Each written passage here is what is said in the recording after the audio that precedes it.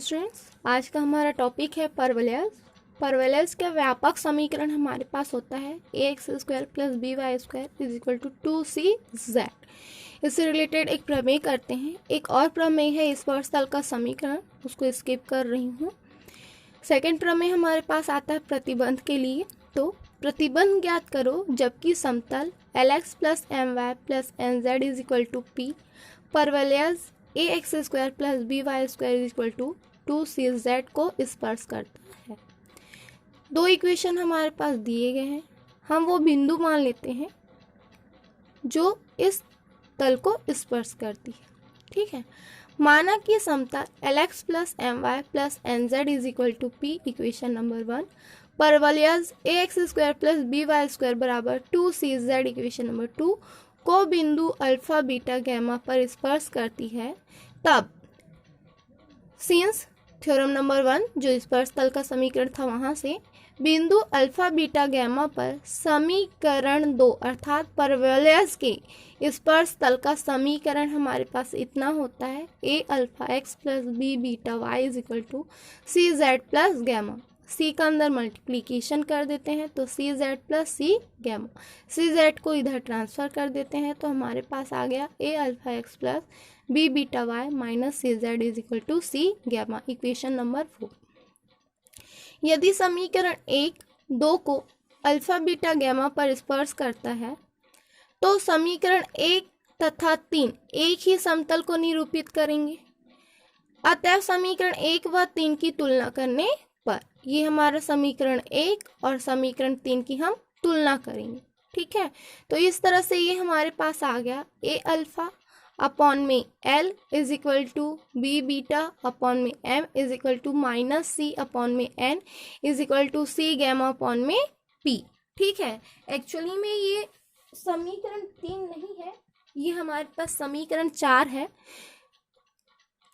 हम यहाँ समीकरण 1 और समीकरण 4 की तुलना कर रहे हैं। ठीक है, तो इस तरह से हमारे पास, तो यहाँ से हम अल्फा बीटा गैमा की वैल्यूज निकाल लेते हैं।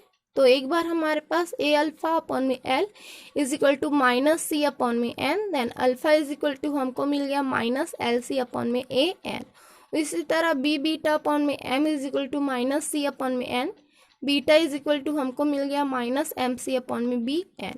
उसी तरह c गैमा अपॉन में p is equal to minus c upon में n, then gamma is equal to हमारे पास आ गया माइनस पी सी अपॉन में C N, then minus p upon में n। साथ ही अल्फा बीटा गैमा परवलयज 2 पर स्थित है, ऑलरेडी हम देख चुके हैं। अतः alpha a alpha square plus b beta square is equal to 2c gamma. ठीक है, अल्फा बीटा गैमा का मान रखने पर अभी जो इक्वेशन हमने लिखा था वहां पर हम अल्फा बीटा गैमा का मान रख रहे हैं।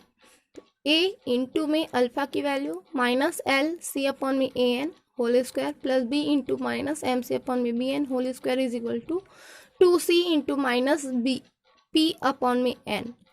सॉल्व कर लेते हैं। a L square C square upon में A N square plus b M square C square upon में B N square is equal to minus 2cp upon में n। a से a सब्ट्रैक्ट हो गया, b से b सब्ट्रैक्ट हो गए। यहाँ से हम इस जो माइनस 2cp अपॉन में n है उसको इधर ट्रांसफर करते हैं और तीनों में से c स्क्वायर कॉमन निकाल के 0 रख देते हैं। उसी तरह यहाँ से एक n कॉमन निकाल के 0 के एक बार रख देते हैं। तो हमारे पास मिला हमको l स्क्वायर अपॉन में n plus m square upon में n प्लस 2n अपॉन में c इज इक्वल टू 0, जो कि अभिष्ट प्रतिबंध है। और इस स्पर्श बिंदु के निर्देशांक क्या क्या मिले थे हमको, माइनस एल सी अपॉन में A N, minus M C upon में बी एन और माइनस पी अपॉन में एन। एक क्वेश्चन देखते हैं, सेम है जिस तरह से हमने इस थ्योरम को प्रूव किया उसी तरह क्वेश्चन भी सॉल्व होगा। दर्शाइए कि समतल x plus 2y minus 2z is equal to 4 परवलयज 3x square plus 4y square is equal to 24z को स्पर्श करता है। स्पर्श बिंदु ज्ञात कीजिए। ठीक है, सीन माना कि समतल x plus 2y minus 2z is equal to 4 समीकरण 1 परवलयस 3x² plus 4y² equal to 24z को बिंदु अल्फा बीटा गैमा पर स्पर्श करता है। परवलयस 2 के बिंदु अल्फा बीटा गैमा पर स्पर्श तल का समीकरण निम्न हो जाएगा। 3α x plus 4βy is equal to, जब भी हम यहाँ पर c की वैल्यू निकालेंगे तो ये उसका आधा हो जाएगा, तो ये हमारे पास हो गया 12z प्लस गैमा।